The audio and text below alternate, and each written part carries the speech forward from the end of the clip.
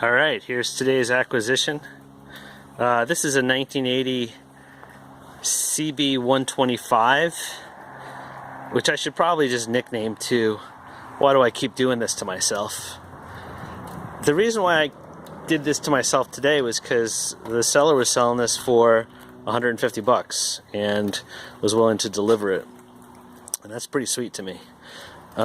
It's in terrible shape, but I've seen worse. And it'll make a good project, so whatever. I just did a CB125 and it was pretty easy.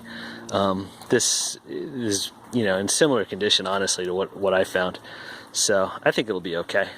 Let's do a tour from the front. It's a CB1. They said it was a CB125S, but it's got drum brakes. I actually like that better. I converted the last one from disc to drum when the caliper was broken. The spokes are pretty rusty, so it'll be interesting to see how that goes. I don't know. I have a feeling once I kind of clean those down, it won't be too bad. The forks, they seem to be working fine. There's definitely a lot of corrosion up here, but this is where it matters, and it looks like they're okay there. Obviously there's been some wildlife living in the headlight bucket, so that'll be interesting to check out the wiring there. The signals are off. Bulb is gone. I'll probably just swap in a brand new bucket anyway. Let's see, how many miles? 6,000 miles, and again there's a little something in there. I don't know how anything got inside the speedometer.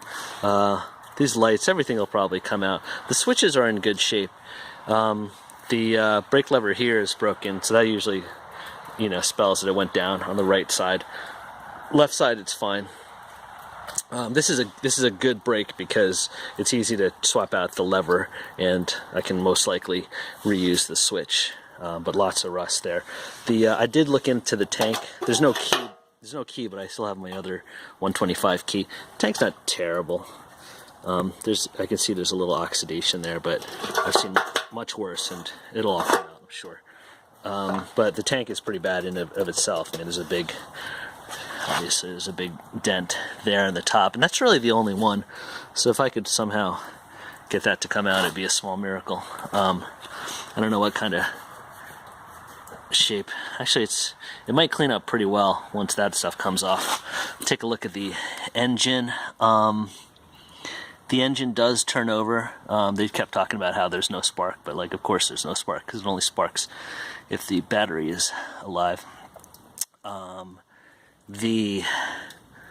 Let's see, the kickstand is unusually low, so I'm not really sure what's going on there, or if it got bent or whatever.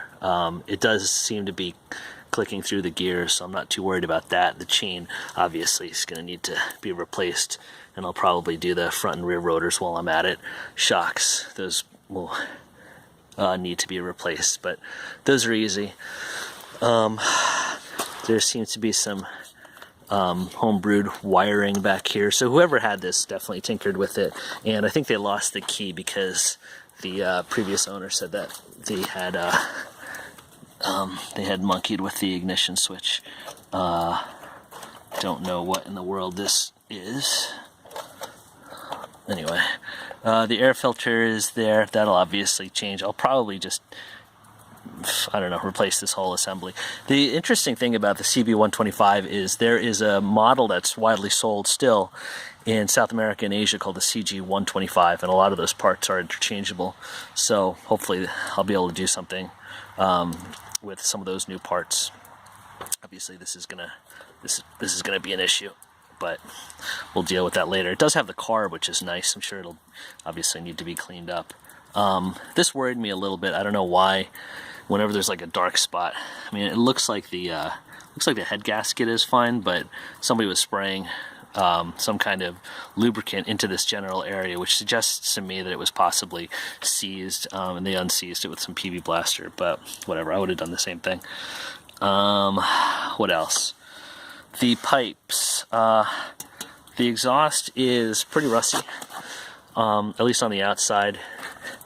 From the back, it doesn't look great, but I'll just have to see how it sounds when I fire it up. But these chrome surfaces polish up pretty nicely. So we'll have to see. The rear brake lever is pretty rusty as well. So yeah, that too, we'll just have to see how that's going. May have to replace it. A little bit worried about the back wheel.